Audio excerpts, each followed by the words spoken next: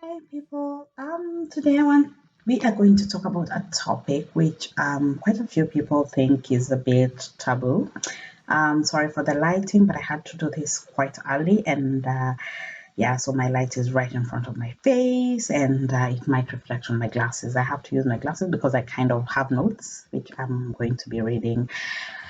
So before I start, I would just today I'm going to talk about depression in men. And one thing that I want to put as a disclaimer before I start is that I am not a medical professional. This is purely from research, and I will put the links to the places where I found the research from. I also spoke to a few friends who I know who have gone through depression. At a later point, I will have an interview with a medical professional who actually treats men with their depression who are undergoing depression. So stay tuned and let's see what kind of problems men go through. So, like everything else, all depression are not made equal. So there are different types of depression. So there is major depression. So this one seriously affects you. The person would be 100% totally grounded. They just can't function. They can't work. They can't sleep. They can't study. They can't do anything. They're just seriously gone there. It just debilitates them. We're going to talk about the symptoms later. And then there's the psychotic depression. I had a friend who, when I mentioned to him that another guy was going through depression, the first thing he asked me is, "What does he see? Does he see things?" And I was like, "That's not all depression."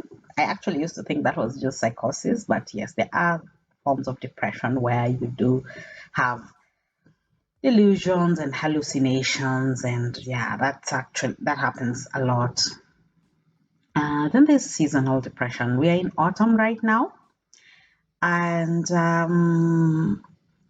winter, and there are depressions that when the days change, because what happens for those who don't totally understand how that is possible, in the summer months we have longer days. So the days I mean the light is so much longer, and then in the winter it's the opposite, so where the days are shorter. So what happens is you have very few hours of daylight, and that actually affects some people. Um, I know quite a lot of people who have to use vitamin D medication in the winter months to make themselves feel for their moods to be normal. Otherwise, they just feel they just yeah, it's just not fun.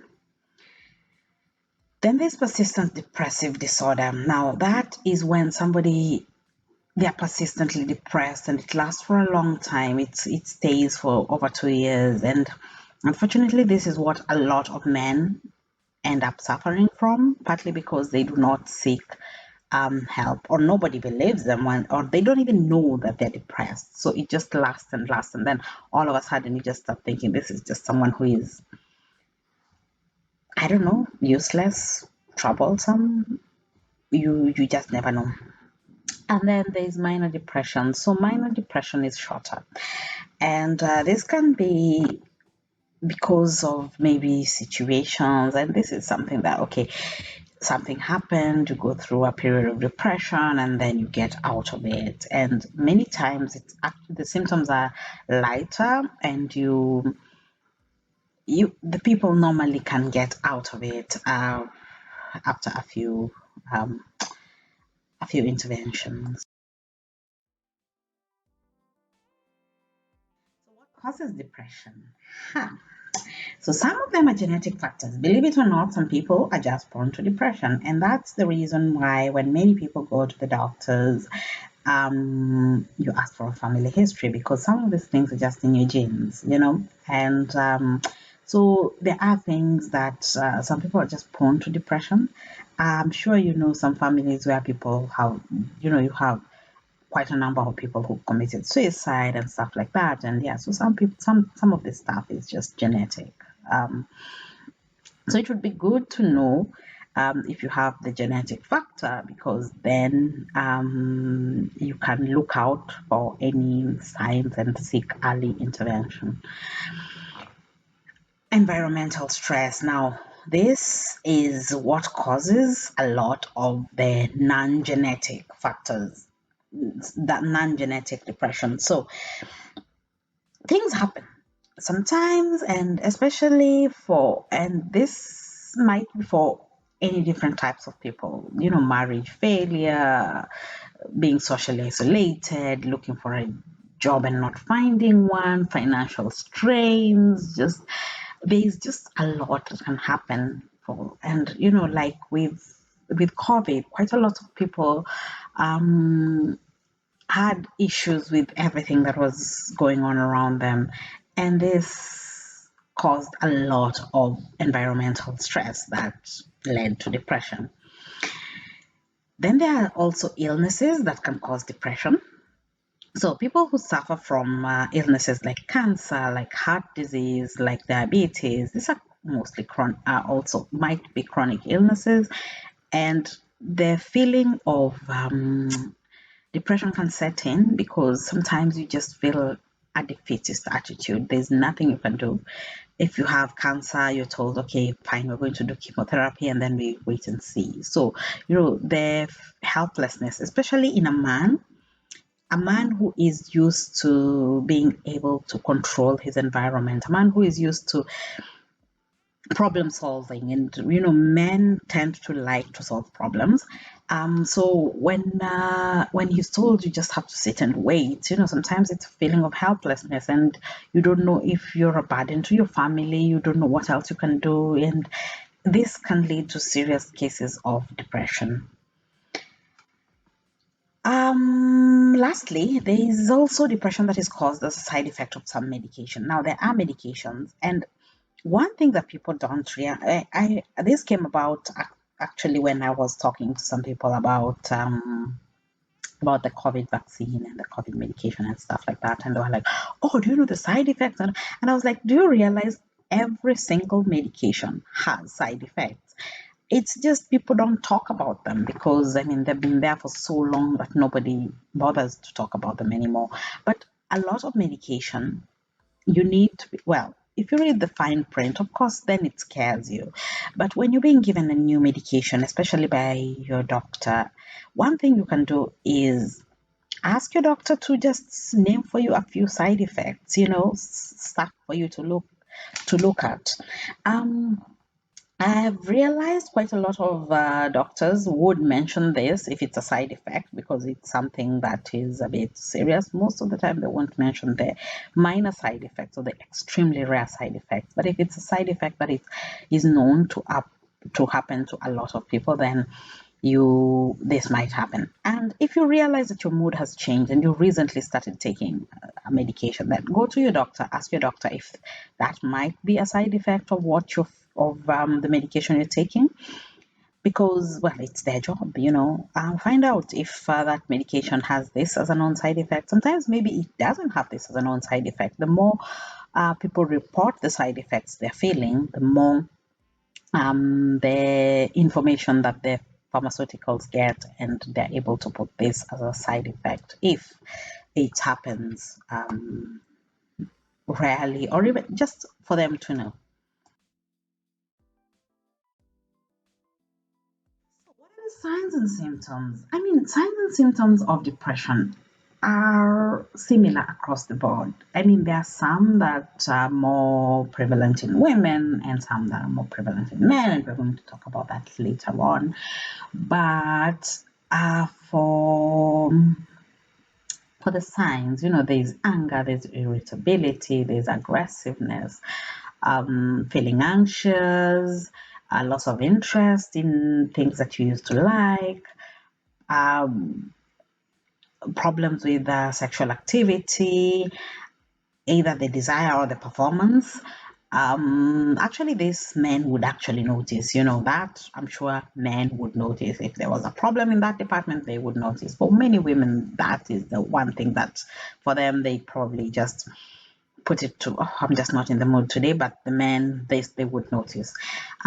Feeling sad or empty and not being able to concentrate or remember things, feeling tired, not being able to sleep or sleeping too much, overeating, suicidal thoughts, physical aches and pains, headaches, digestive problems, engaging in high risk activities, especially for teens. This is a very big sign for teens and early 20s when you realize that your son all of a sudden is engaging in high risk activities. Don't say that boys will be boys or men will be men and stuff like that, but sometimes look at it. If it's way too far from the kind of person that this person normally was, you might want to have a conversation. A need for alcohol or drugs and withdrawal from family. So signs of depression.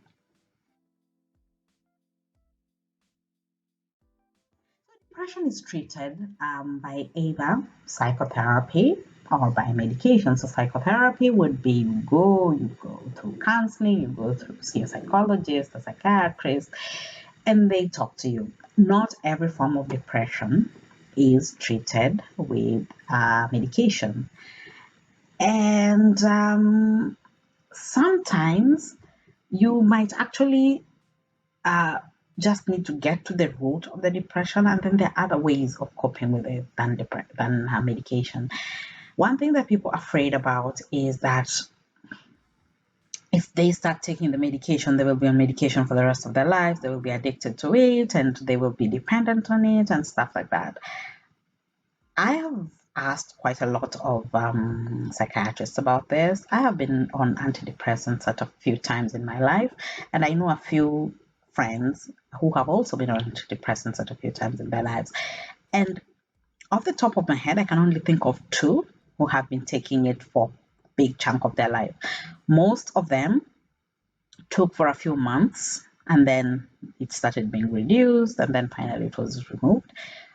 And the ones who are taking it for a big chunk of their life, it's because they have other disorders that if they stopped taking this medication, it would, like bipolar disorder and stuff like that, that if they stopped taking the medication, then it would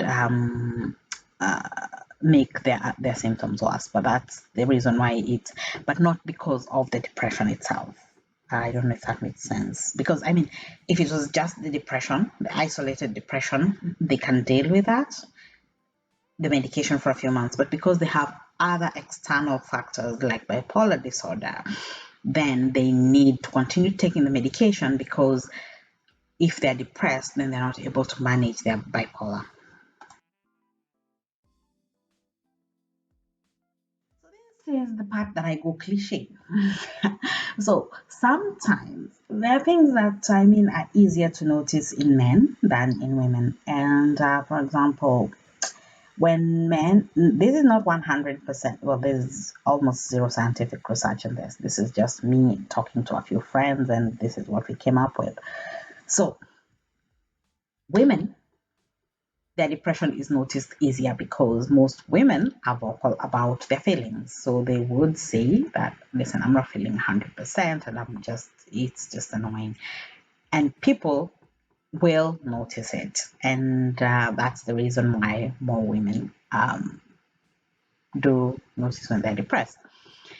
For men, they tend to isolate themselves and what? Oh, hi James, what's up? I'm just tired.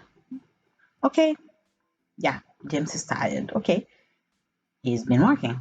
But then when James says she's tired, people are like, "Why are you tired?" Yeah, I've been in the house the whole day. I've done this, I've done that. Oh, yeah, but normally you do that and you're still fine. But when James says he's tired, it's just normal. Nobody, there's no follow up with it. Um, Women tend to have, especially the short term depression, Women tend to have it a lot more because many women are very emotional. Even men are very emotional. By the way, that's the thing that people don't understand. Women think that they're the only ones who are emotional, but men can also be very emotional. It's just in many societies, men are trained to not show their emotions because it's a sign of weakness. However, if a man doesn't show his emotions, he's keeping them inside, and at some point it will burst. There's no way you can keep putting things in and without an outlet and expect that nothing bad is going to come out of it. So men tend to turn more to drugs and alcohol. Um, and that's what I was saying, that sometimes you go like, oh, boys will be boys. No, no, no. Let's stop saying things like that. And men find it harder to seek treatment because of all the stereotypes that have been said about men. If a man says, listen, I'm going through depression, people think of them as weak, and many men will not want to be thought of as weak. And unless there's somebody who is very self-aware and very open-minded to not caring what people think, very quite a few men are still old-fashioned enough that they will say, listen, I'll deal with it my way. Okay, I'm dealing with it, it will pass. It doesn't. And that's the reason why the suicide rate for men who have depression is higher than the suicide rate for women who have depression. And that is actually a statistical fact. Women who have depression, they they try to seek help, they are optimistic, they eventually get they get sympathy. But men who suffer from depression are just trodden down upon and it's just hard on them. And it's my I confess that I have been one of those people who just get so irritated by a man who is not willing to pull his weight, who is not willing to pick themselves up and stuff like that. But in doing this research, actually, and this was a personal journey for me because as somebody who thinks a lot about mental health, I realized that I do tend to think about mental health as a women's issue. Mental health is not ovarian cancer or cervical cancer. Even men suffer from it. We do need to realize that this is something that affects men as well as women, boys as well as girls. The symptoms for men actually are considered normal. When a man says he's tired, we think that's normal. When a man says he has a headache, we think that's normal. When actually, men don't even say they have a headache, they just take a bunch of pills. If we train boys, as a mother of a boy, if we train boys to not cry, if we train boys to think that they should just keep their emotions to themselves, what in essence we're telling them is that when you grow up, your job is to provide, to protect, to not be human, and any human emotions need to be squashed. And so the sad part is we do this when they're children and tell them, boys don't cry, and big boys do this and big boys do that. But what we don't realize is this is getting into their heads, and once they're men, they're thinking the same thing. They're thinking, I'm a man, I can't, I have to provide for my family. So here I am feeling like I can't work, feeling like I can't provide, feeling like I can't even get out of bed. And so what's next? I don't deserve to believe, I need to just die. One thing people need to realize, and I see this quite a lot on social media, is there was a story of the doctor who killed his children and then killed himself. The comments? Well, the comments were a bit troubling, and part of what was troubling in the comments was the fact that people felt He was a doctor. He had a job. Why was he so depressed? Why was some of this depression, as I said, there's some which are genetic, some are, so if it's clinical, if it's not something in your control, this person might have actually not even understood why they're depressed. And when people are financially okay, they have achieved a certain level of life, they are they have the money, they have the status, they have all that. People tend to think they have nothing to complain about. And believe me, when somebody like that goes to ask, it's very hard for somebody like that to go to ask for help, because even they think they have nothing to complain about. They feel like, I have everything. What am I complaining about? Let people complain, because it might save lives, because we just don't want things happening like that. So that's it for this video. Sorry it was a bit long, but I really do think that mental health is a very, very important thing. And I just believe we need to be healthy. When you have cancer, you seek treatment. When you have a headache, you take pills. When you have whatever you have, you normally seek treatment. But then we tend to look down upon people for seeking treatment for mental health because we find them weak and stuff like that. But hopefully this helps somebody. I have put links to a few resources, and just reach out to somebody.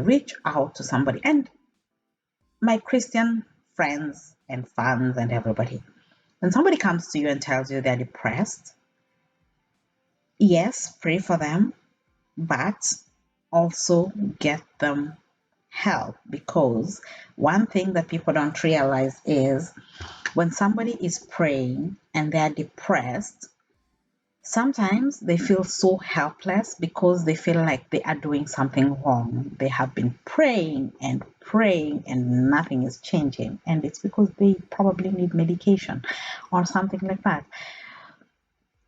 It's not always spiritual. Sometimes somebody does need that medicine or that doctor to just advise them in the right way. And they will continue praying, but they might need a crutch for a while, and once that is done, then everything else will be fine.